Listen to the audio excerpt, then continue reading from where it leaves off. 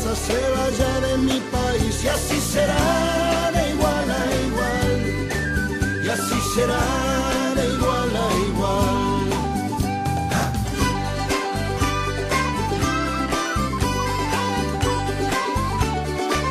Buenos días. Han pasado 4 minutos desde las 11 de la mañana en este sábado 2 de junio de 2018. Y nosotros aquí en los estudios de FM en Tránsito en Castelar, municipio de Morón, provincia de Buenos Aires, dispuestos a comenzar una nueva emisión, la número 380 del programa del Defensor del Pueblo de Morón. Comunicación que se hace posible porque ustedes sintonizaron sus receptores en el 93.9 de la frecuencia modulada, o quizás están conectados desde algún lugar del planeta a través de internet, www.fmentransito.org.ar o www.comunicacionsocial.org.ar. Cualquiera haya sido el modo en que hayan establecido esta comunicación, nosotros estamos muy contentos, muy reconocidos de que lo hayan hecho y esperamos acompañarlos como lo hacemos todos los sábados aquí desde los estudios de FM en Tránsito por 1 hora hasta el mediodía. Lo hacemos gracias a que Belén Tomaselo, acá en los controles de FM en Tránsito, ha posibilitado nuestro encuentro. Y estamos entonces con Valeria Fernández, un servidor, Enrique Pochat, con nuestra invitada especial de hoy, Sibila Botti, a quien entrevistaremos dentro de un momento. Pero, como siempre, comenzamos nuestras emisiones, nuestra audición de hoy, con la palabra del defensor del pueblo, Abraham Leonardo Gac. Buen día, Enrique. Buen día. Buen día, amigos. Buen día, vecinos, vecinas. Bueno, aún no, en lo personal no me ha caído el índice de indignación que he sentido al leer las afirmaciones de la gobernadora respecto al hecho de que la educación superior le estaba vedada llegar a los pobres. Realmente esto tiene implicaciones realmente mucho mayores. Cuando llegan incluso en la voz de una persona que ocupa un cargo más que superior en materia política en nuestro país. Realmente que la gobernadora de la provincia más importante objete la presencia de universidades en distintos lugares de la provincia porque eso facilita que concurran personas que no tienen recursos para ir a las grandes universidades y desde luego no pagar, como es el sueño seguro de la gobernadora, que puedan pagar una enseñanza privada. Realmente me parece absolutamente escandaloso. No solamente porque es imprescindible que las personas que tienen las mayores dificultades de tipo económico tienen que tener la posibilidad de tener la esperanza de un futuro que es el que promueve la universidad, el estudio universitario, los estudios superiores en general. No cabe ninguna duda que tenemos atraso, que estamos en crisis, que necesitamos más universidades, no menos universidades. No solamente necesitamos más escuelas, no menos escuelas, necesitamos más estudiantes, no menos estudiantes, porque realmente el país no tiene posibilidades de ofrecer a la comunidad condiciones de vida honestas si eso no se ocurre. Y hablar en algunos casos particulares, bueno, ya suena escandaloso, por lo menos ignorar algunos casos. Ya les digo, yo estaba leyendo en un diario realmente la vía crucis de un joven que incluso nació en la pobreza, nació en el mundo del delito, como una cuestión que inevitable en su medio, en su ambiente, que terminó robando, que terminó vendiendo drogas, que terminó preso y no obstante pudo irse formando por una voluntad de hierro, indudablemente excepcional, hasta llegar a ser ahora un estudiante de doctorado. Me parece que la vía crucis de este joven es todo un ejemplo de, yo diría casi merecedora de las medallas que muchos generales ostentan sin haber librado ninguna batalla. Realmente me parece sumamente indignante que un gobernador, una persona que gobierna, pueda pensar. Lo dijo el propio presidente también, que decía que había demasiadas universidades, como si eso fuera un defecto y no un mérito de un país. Felizmente tenemos una historia de estudios superiores muy grande. La primera universidad en la Argentina es del año 1613, tiene origen jesuita, que es la de Córdoba, y hoy sigue funcionando y es una prestigiosa universidad nacional. Realmente me parece que en este sentido no solamente debería disculparse, debería volver a repensar su rol, y si no, realmente dedicarse a otra actividad, porque la de gobernar no le viene bien para una persona que sostiene que el acceso de los pobres a los estudios superiores es algo que no se da en la realidad.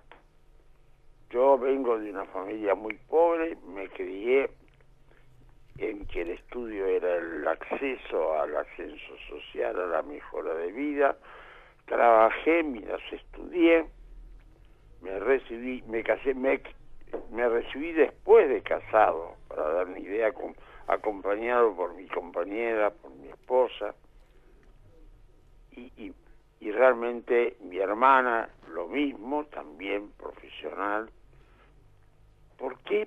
Porque era una voluntad de los pobres de poder salir de esas dificultades iniciales centrales que es la pobreza. Realmente yo di mi ejemplo como uno de los miles y miles y miles de ejemplos que pueden darse. Desde luego que hay casos excepcionales. Nosotros mismos, en la Villa Carlos Cadet, tenemos a un joven que ha hecho cine, ha hecho poesía y también viene de un lugar realmente con enormes dificultades económicas. Y la historia que comento yo ahora, comento del diario, es una señal más ya extrema de situación, porque peores condiciones para poder estudiar que las que tuvo este joven, y sin embargo lo ha podido superar, y es un ejemplo. Pero es una excepción. No tenemos que entrar en esa corrida de que los pobres tenemos que, para poder estudiar, tienen que demostrar ser capaces, tener capacidad de estudio, comprensión, inteligencia, etcétera, y al hijo del rico no se le pide nada y puede hacer los estudios. Y si la escuela pública le resulta inconveniente porque tiene que mezclarse con otros chicos, bueno, va a una escuela privada y paga los miles y miles de pesos que hacen que realmente sean una excepción, con la idea, en el fondo, de los poderosos, de crear una sucesión de estudiantes, de hijos, que representen sus propias ideas. Si la Argentina tiene que cambiar, si la Argentina que tiene que reformar y trasladarse y convertirse en un país que le dé condiciones de vida dignas a todos, no cabe ninguna duda que el estudio, las escuelas, los jardines maternales, la primaria, secundaria, merecen total cuidado, atención a resolver sus problemas e incrementar sus condiciones para mejorar y lograr finalmente lo que llevó, es una señal, llevó al país a completar la educación primaria como una etapa imprescindible para toda la comunidad. Le llevó 70 años, de 1882 a 1957, es el tiempo que llegó para que la escuela primaria, declarada obligatoria en 1882, realmente se transforme en el lugar por el que pasan absolutamente todos los chicos en nuestro país. Eso se tiene que extender, porque muy pronto vamos a empezar a pensar de que tal vez la escuela secundaria sola no es suficiente para poder avanzar y vivir dignamente en un país en el siglo XXI. Ese es nuestro trabajo, esa es nuestra prédica, es nuestra obligación. Y lamentablemente cuando escuchamos que una autoridad nacional se promueve y manifiesta esas opiniones, realmente sufrimos en carne propia realmente y sentimos vergüenza ajena. Gracias. Muchas gracias, Abraham. Bueno, y enseguida regresamos con el programa del Defensor del Pueblo.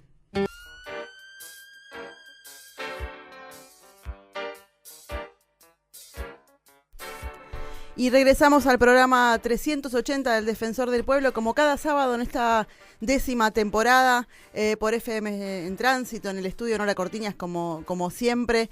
Y hoy, bueno, como lo presentaba hace un ratito Enrique Pochete, estamos con la invitada, con Sibila Botti, que es docente, que es profe de historia, que está haciendo su licenciatura también en esta materia, pero que además participa activamente en la lucha de los derechos de las mujeres.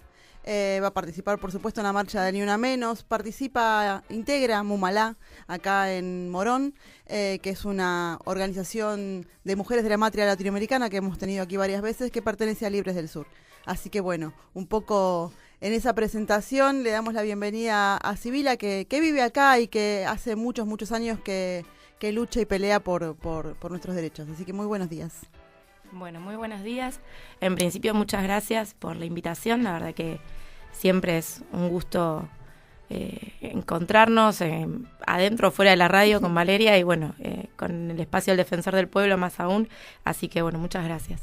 No, gracias a vos. Y un poco en el marco de lo que es este nuevo Ni Una Menos del 3 de junio, que ya lleva 3 años en las calles, que surgió a partir del femicidio de Lucía Pérez, pero que la idea es seguir, digamos, construir a partir de esa tragedia y esa situación tan fea, construir un frente de lucha de mujeres en contra de los femicidios y en contra del patriarcado.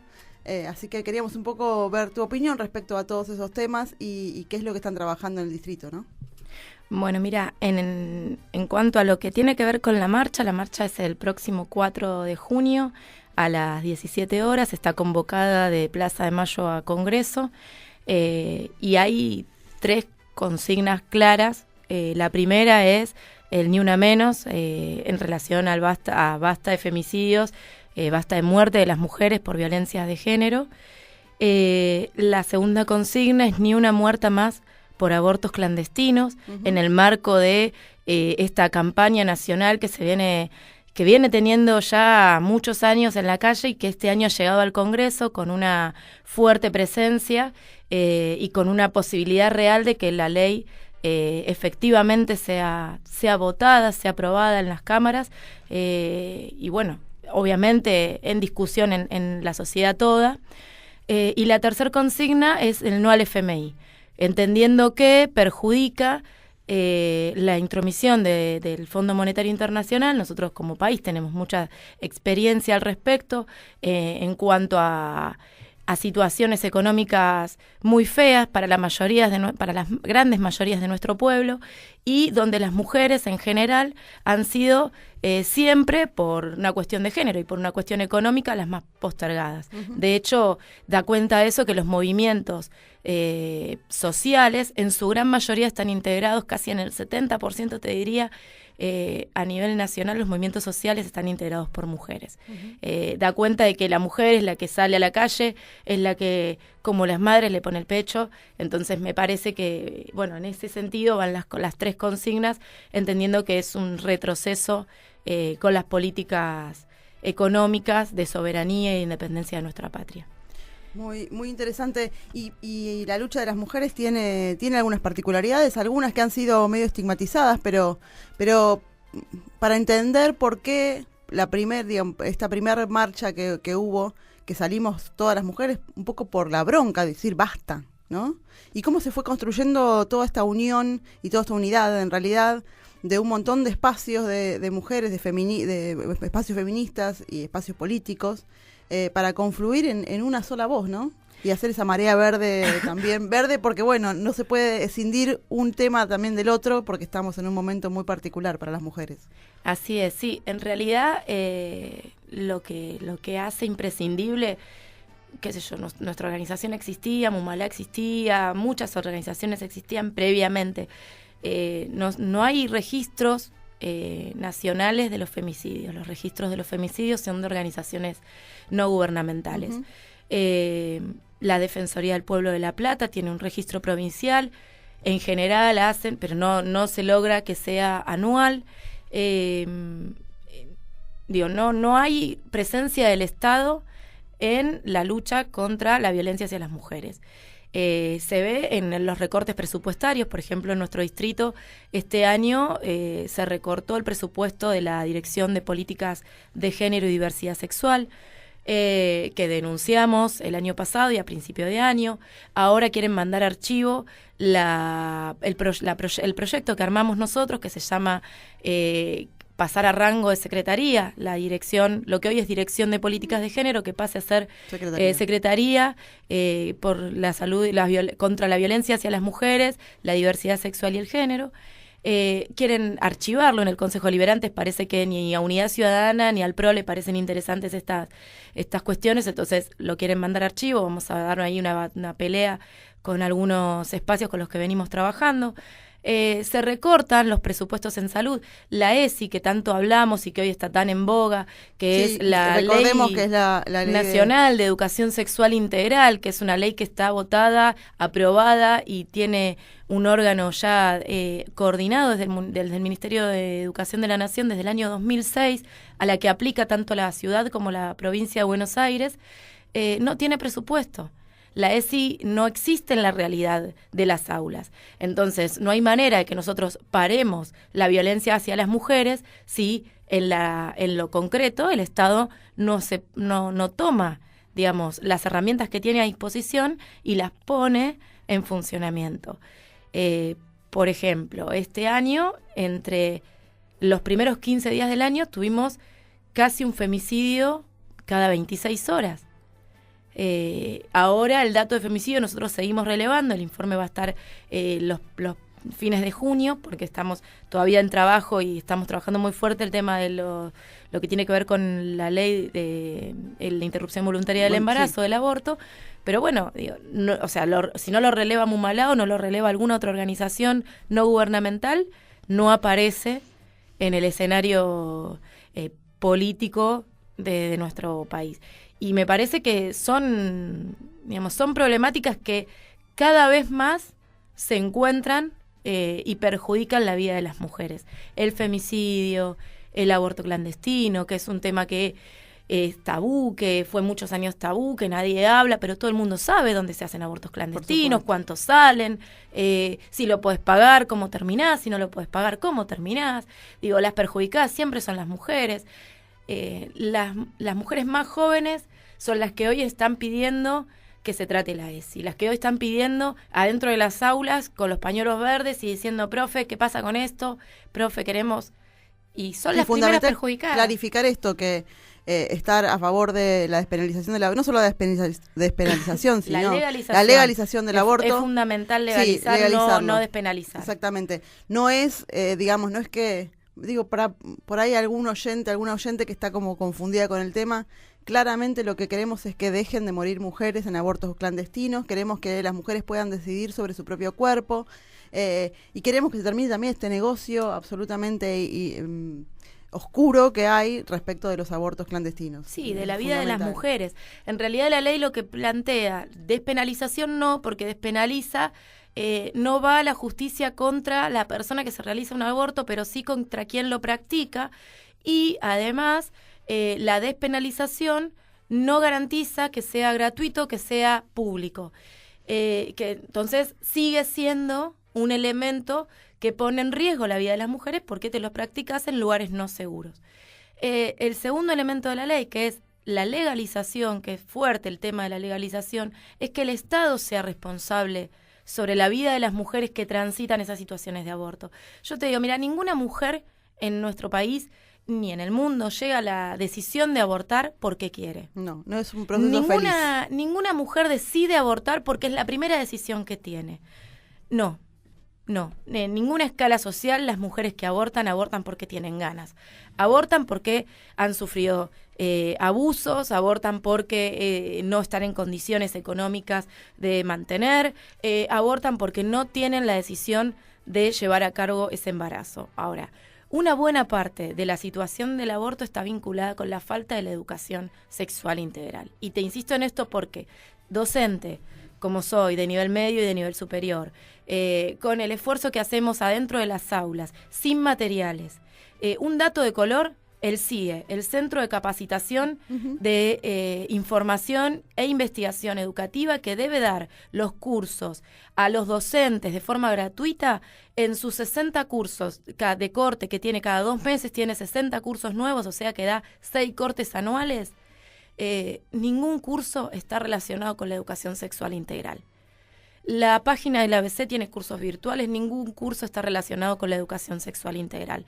No hay en las carreras de formación docente para los docentes que ya nos hemos recibido ninguna capacitación ni dentro del horario laboral ni fuera del horario laboral vinculada a la educación sexual integral. El Joaquín B. González, Instituto de Formación Docente, donde doy clases en Capital, tiene el postítulo de ESI. Es un postítulo que está hecho a pulmón. Desde el año 2009 hemos logrado la legalización del postítulo, con lo cual el título es nacional. El postítulo tiene capacidad para 80 estudiantes. Este año se han inscrito más de 500. Da cuenta, por un lado, se hace los sábados, se cursa los sábados a la mañana. Dura 2 años y da cuenta de la necesidad y del interés de los docentes para resolver esta cuestión, porque el problema está dentro del aula, porque a vos te pide la ley transversalizar contenidos y no hay herramientas pedagógicas para eso. Y no hay herramientas pedagógicas porque la ley no tiene financiamiento. Claro. La ley de educación sexual integral existe, aparece, tiene pauta nacional, tiene pauta provincial, pero no se lleva a cabo. Entonces, si no tenés formación docente para eso, si no tenés presupuesto para eso, ¿cómo trabajás adentro del aula? Digo, sí, trabajás. Docentes que estamos acá a cargo, que le ponemos todo, bueno, pero no todos los docentes tenemos las herramientas o nos buscamos o nos metemos en determinadas cuestiones para averiguar esto. Digo, sí, evidentemente no falta mucha herramienta para eso. Entonces, lo que hace falta, que yo ya le dije a las diputadas cuando hemos hablado en oportunidades referido al tema, vamos con la ley del aborto, vamos a fondo, porque es necesario que esta ley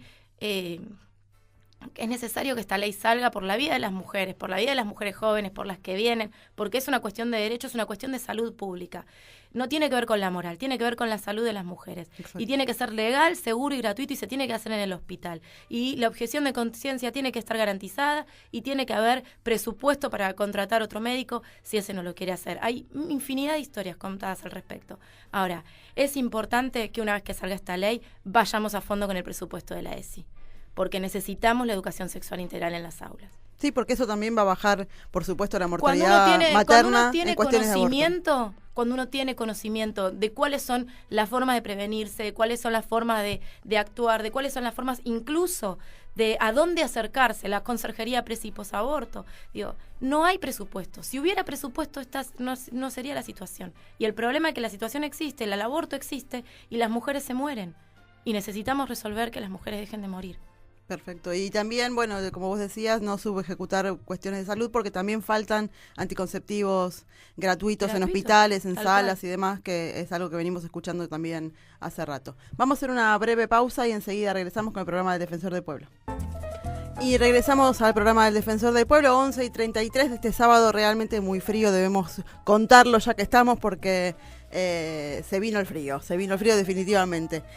Quiero agradecer personalmente a Belén, que está en reemplazo por hoy de Camila, pero que es una grosa y que nos viene colaborando para que salgamos correctamente en el éter de esta radio FM en Tránsito. Y bueno, estábamos charlando y seguimos charlando con Sibila Botti, militante por los derechos de las mujeres, perteneciente a Mumalá, y por supuesto una persona de acá de nuestro territorio que nos contaba, bueno, algunas cuestiones que tiene que ver también como su trabajo como docente, ¿no? Respecto de la ESI, que es verdad que no se ve tampoco, uno lo puede ver en la escuela primaria de sus hijos, de nuestros hijos también, ESI, que educación sexual integral, la ley de educación sexual integral, que recién estaba hablando Sibila, que bueno, no se cumple y está desfinanciada también. Y bueno, y respecto de la marcha, nos contabas antes que es este lunes, entonces. Sí, es este lunes a las 5 de la tarde de Plaza de Mayo a Congreso. Bueno, las consignas de siempre, ni una menos, ninguna muerte más de mujeres por causas de violencia de género.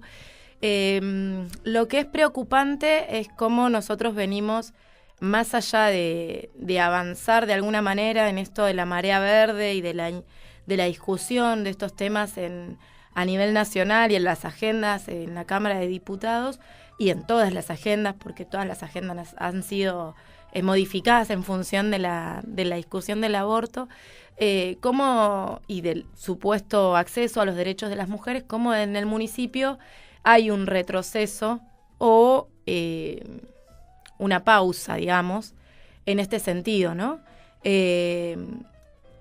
Yo presenté, desde el año 2015 vengo presentando varios proyectos y pedidos. Por supuesto que como uno los presenta de forma individual, además paga un costo, porque presentar una idea en el Consejo Deliberante de nuestro municipio te sale 130, 140 pesos, dependiendo de la cantidad de hojas, si no tenés que buscar el vínculo con algún concejal. Esto es importante porque ni en el Congreso te cobran cuando presentás un proyecto, acá sí. Te lo cobran y te lo cajonean, porque en definitiva hicimos un pedido de informe sobre el supuesto observatorio que tenía la Dirección de Políticas de Género. Nunca llegó el informe, dicen que la información no está, que bueno, no saben, te lo dicen digamos, fuera de ningún... no por escrito, digamos. No por escrito, no te dan ninguna respuesta, claramente. Por ejemplo, el tema de la Secretaría, elevar el rango a Secretaría de Género. Contanos por qué mayor... ¿le da mayor presupuesto, mayor entidad? Le da un presupuesto independiente. Y le da mayor entidad, y la idea es que la Secretaría pueda tener 5 áreas de trabajo, que no sea solamente la violencia hacia las mujeres, sino que también trabaje lo que tiene que ver con infancia, lo que tiene que ver con familia, lo que tiene que ver con diversidad sexual.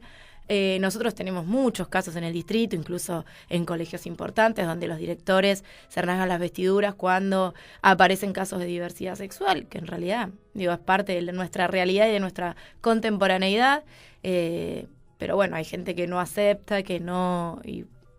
ante eso siempre hay denuncias, bueno, entonces que esas denuncias tengan un espacio, tengan, digamos, un equipo de psicólogos que acompañe, tenga un equipo interdisciplinario, que esté seguido la Secretaría de Género por una persona que tenga fino conocimiento de las problemáticas en el área, bueno, obviamente que tenga un presupuesto que le permita desarrollar actividades, pero bueno, esta propuesta que hemos presentado el año pasado, incluso con un sinnúmero de firmas que juntamos en Las Veredas, hoy está peligra en el archivo porque el PRO y la Unidad Ciudadana han dado el visto bueno para que el proyecto sea archivado, así que estamos viendo cómo podemos resolver esta cuestión, porque en realidad no hay ninguna respuesta. La respuesta no se me dio, no se nos llamó en ningún caso, en ningún momento, y lo único que van a hacer es archivar el papel.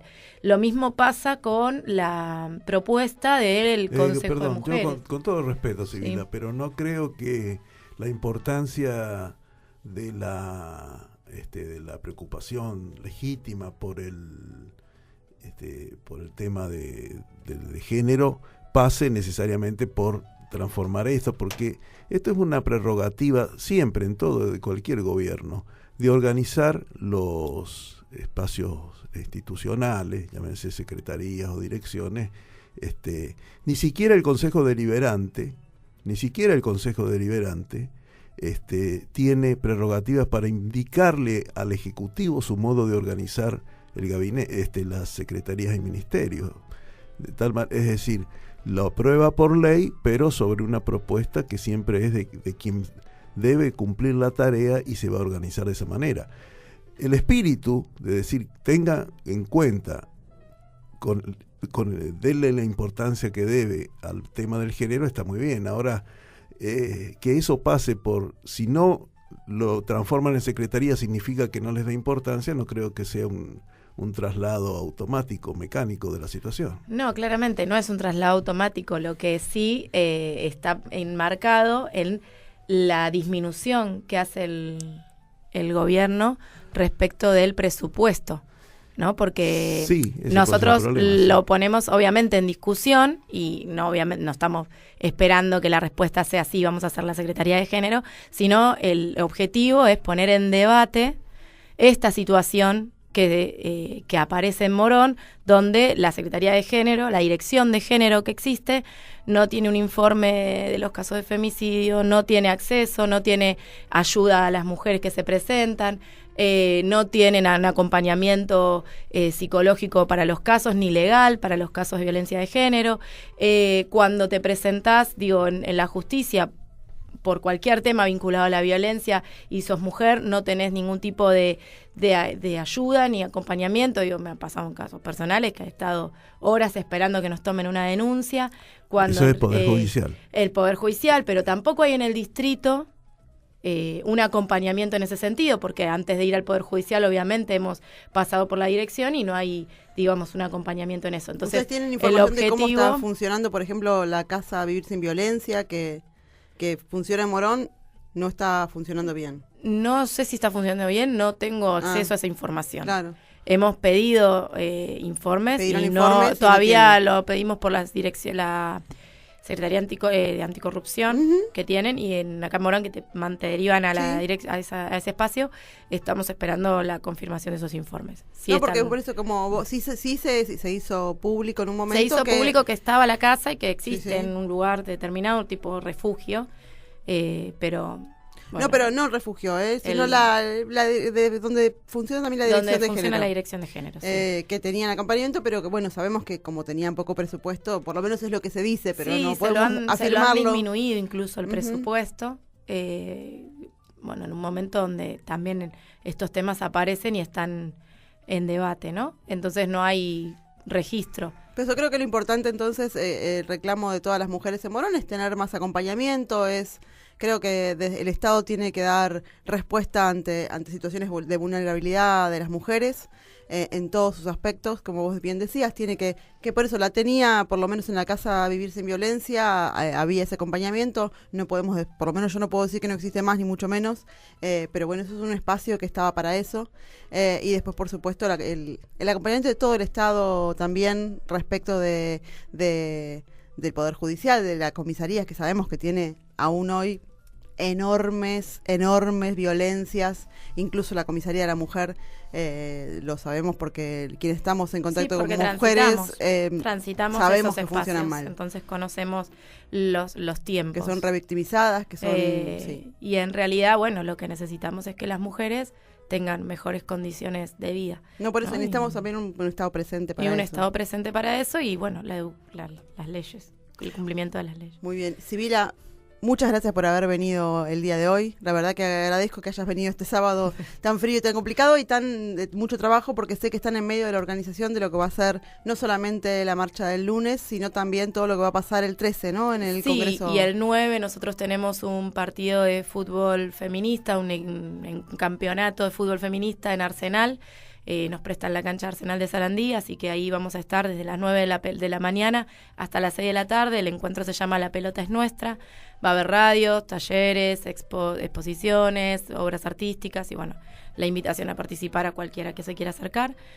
Por supuesto, la marcha del lunes, que es bien importante, a las 5 de la tarde en Plaza de Mayo. ¿Ese campeonato es provincial, nacional? ¿Cómo es? Sí, lo organizamos desde el área de Mumalá, desde Mumalá, en la provincia de Buenos Aires. Es un campeonato que tiene 2 ligas, la competitiva y la recreativa, y incluye también a los disidentes, los diversos, todos los que se quieran acercar. Muy bien, entonces lunes tenemos marcha obligada en el Congreso de la Nación. El día 9, sábado. El sábado 9 nos vamos a jugar un partidito de fútbol de todes. Y después tenemos también el 13, el final de este debate que se viene dando en el Congreso Nacional. Muy interesante también escuchar todos los testimonios de todas aquellas personas que se acercaron. Así es. Muy interesante acercarse por YouTube, que lo pueden ahí ver, cada una de las voces que dio su opinión en ese Congreso Nacional. Así que muchas gracias, Sibila, por haber venido. Y vamos a gracias a la invitación. No, por favor, muchas gracias. Vamos a estar promocionando también estas actividades. Vamos a una breve pausa y enseguida regresamos. Desde el 8M no paramos. Venimos ocupando las calles, las plazas, las escuelas, los lugares de trabajo y nuestros barrios. Ocupamos las calles porque estoy harta de la violencia sexual y su justificación. Para sacudirnos cualquier intento de culpabilizarnos por querernos felices y empoderadas. Este 3 y 4 de junio nos volvemos a encontrar gritando Ni una menos. Vivas, libres y desendeudadas nos queremos. Las mujeres tenemos derecho a vivir una vida libre de violencia, decidir cuántos hijos o hijas queremos tener, controlar nuestra propia salud y nuestro propio cuerpo, acceder y difundir información sobre métodos de aborto seguro, beneficiarnos de los avances de la ciencia.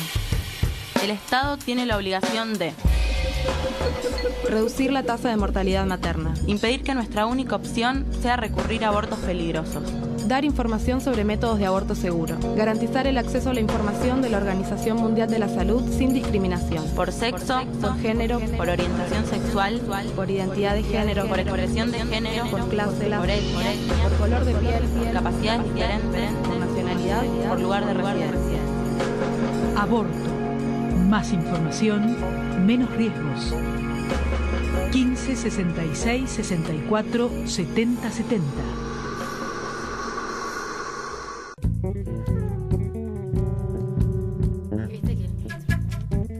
Regresamos al programa del Defensor del Pueblo y como siempre en este momento del programa damos la bienvenida a la columna de Enrique Pochat, hoy titulada Posverdad. Una de las primeras disposiciones de la Junta de Gobierno establecida luego de la Revolución del 25 de mayo de 1810 fue la fundación de un periódico. El 2 de junio de 1810, hace hoy 208 años, se fundó mediante un decreto la Gaceta de Buenos Aires y se designó como su director al vocal de la primera junta, Manuel Alberti. Como fundamento para la creación de este medio de comunicación, el decreto de creación de la Gaceta expuso que el pueblo tiene derecho a saber la conducta de sus representantes.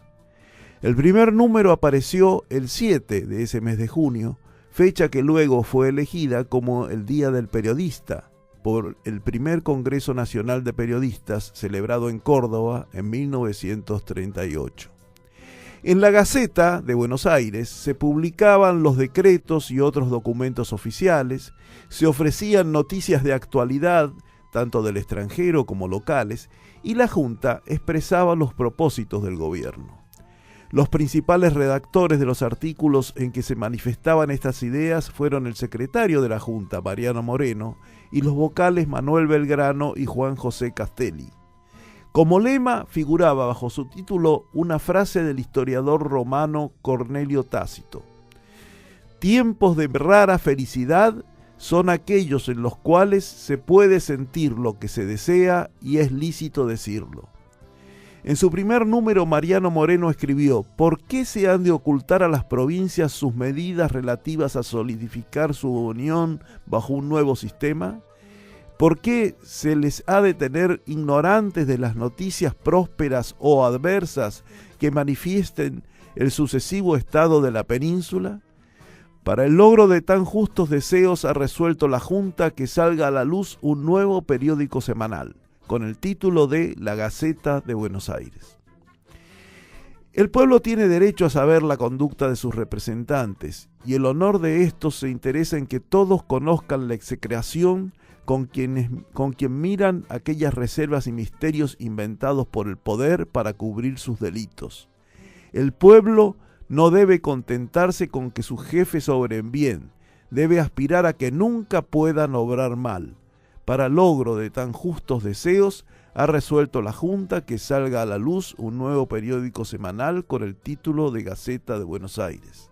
Eran todas expresiones de Mariano Moreno en este primer número de la Gaceta. Comunicar la información de lo que ocurre y transmitir las ideas en medios de fácil acceso a la población es una noble tarea. A través de la historia, esta comunicación se ha realizado de diversas maneras. Durante milenios se transmitió oralmente a oyentes que escucharon las noticias y las opiniones directamente del que las expresaba. Las crónicas se fijaron en narraciones, a veces puestas en versos que se cantaban o contaban. Luego llegó el tiempo de que esas informaciones se transmitieran por escrito. El invento del papel y de la imprenta dio lugar a que la comunicación se pudiera realizar en periodos breves, incluso diariamente. Llegó el momento de la prensa escrita y periódica, de donde surge el nombre que identifica la profesión. Luego nos encontramos nuevamente con la oralidad y la imagen, pero transmitidas a la distancia, incluso de un rincón a otro del mundo, como la misma palabra escrita por la invención de la radio, la televisión y la red virtual. Más allá de esta maravillosa posibilidad tecnológica, el meollo de la comunicación ha estado y está en el contenido de lo que se transmite, en su calidad de verdadero, por reflejar con fidelidad la realidad de lo que acontece, sin decir lo que no es ni ocultar lo que es, de comunicar saberes, opiniones y juicios que reflejen los valores y aspiraciones de los seres humanos y orienten a las personas a conducir de mejor manera sus vidas. La transmisión de lo que acontece con fidelidad no siempre es fácil. Son numerosos los testimonios de quienes han sido perseguidos y han pagado con la pérdida de su libertad y hasta el sacrificio de su vida por el cumplimiento con fidelidad de este ministerio. Desde la fundación de la Gaceta en 1810 siempre se tuvo en cuenta en nuestro país el poder de los medios de comunicación para acceder al gobierno. En diciembre de 1883, el gobernador de Córdoba, Ramón Cárcano, le aconsejaba en una carta a su comprovinciano Miguel Juárez Selman tener un diario en Buenos Aires para su propósito de alcanzar la presidencia. Su utilidad es indiscutible, señalaba, y la empresa es fácil porque hay mucha gente dispuesta a dar dinero para esto. Un diario para un hombre público es como un cuchillo para un gaucho pendenciero, debe tenerse siempre a mano. En 1874, el gobierno del presidente Domingo Faustino Sarmiento clausuró los diarios La Nación y La Prensa por apoyar la insurrección cívico-militar auspiciada por Mitre y sus partidarios para evitar la asunción de su mandato por el presidente electo Nicolás Avellaneda. Actualmente asistimos también al intento gubernamental de acallar los medios en que se manifiestan voces disidentes, aun cuando las voces opositoras no alienten propósitos desestabilizadores ni se promueva, como en 1874, alterar la continuidad institucional. El método no es actualmente el decreto de cierre, sino el ahogo económico o, de modo más intenso, la persecución política de los directivos y periodistas de estos medios de comunicación con causas penales y hasta con la cárcel. La Convención Americana de Derechos Humanos prohíbe, como contraria al derecho de libertad de expresión, medidas como el abuso de controles oficiales o particulares de papel para periódicos, de frecuencias radioeléctricas o de enseres y aparatos usados en la difusión de información o por cualesquiera otros medios encaminados a impedir la comunicación y la circulación de ideas y opiniones. Se ha acuñado un nuevo término, se habla de posverdad.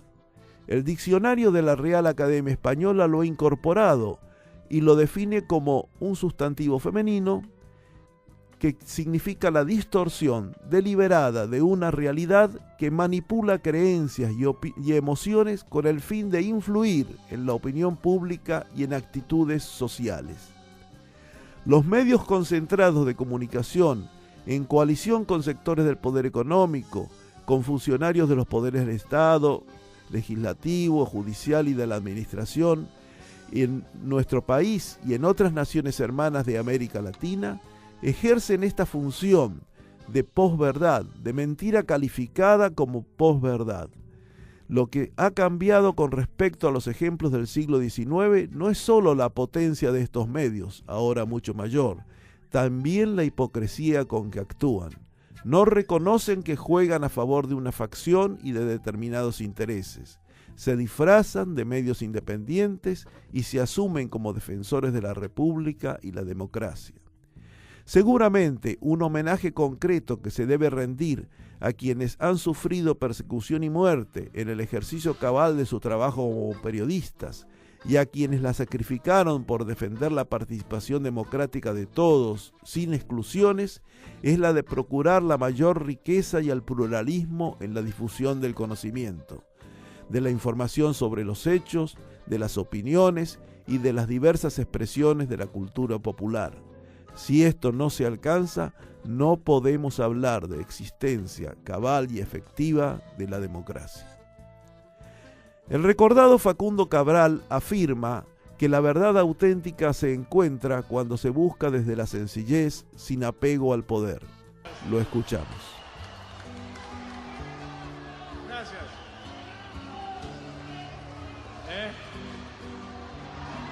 Gracias. Dios espera que el hombre vuelva a ser un niño para recibirlo en su seno.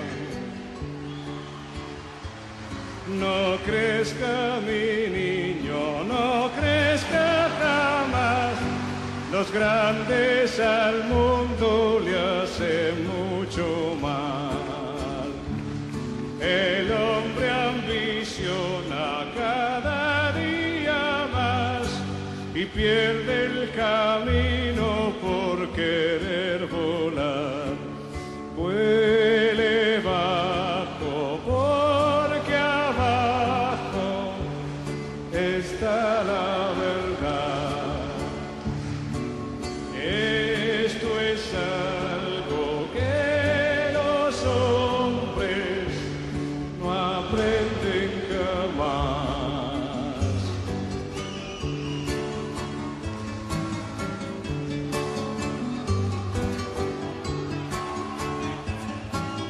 Correr el hombre no puede pensar que ni él mismo sabe para dónde va. Siga siendo niño y en paz dormirá, sin guerras ni máquinas de calcular. Vuele bajo, porque abajo está la verdad. Esto es algo que los hombres no aprenden jamás.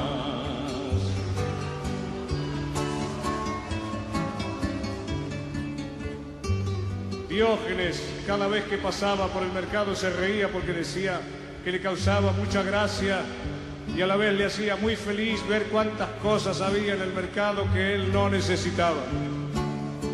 Es decir, que rico no es el que más tiene, sino el que menos necesita.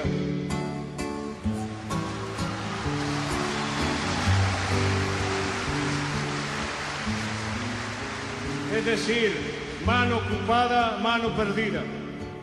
Es decir, el conquistador, por cuidar su conquista, se transforma en esclavo de lo que conquistó.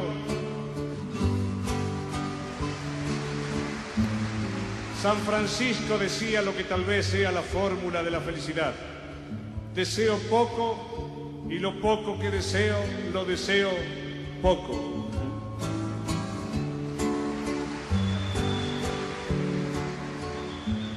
Dios quiera que el hombre pudiera volver a ser niño un día para comprender que está equivocado si piensa encontrar con una chequera la felicidad.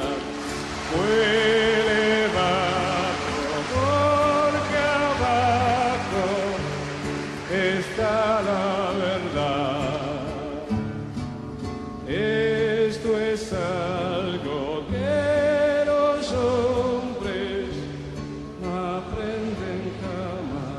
Bienaventurados los pobres en espíritu, porque de ellos será el reino de los cielos, que, si se me permite, y de esto doy fe, incluye la tierra.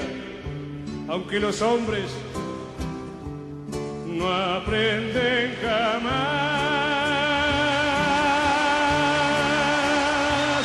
Sí, señor.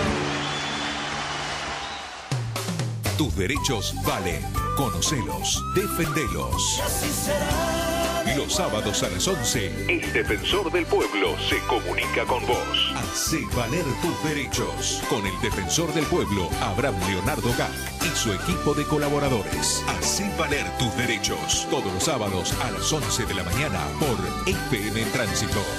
www.defensoriamorón.gov.ar. Y regresamos para irnos porque ya es el mediodía, ¿verdad, Enrique?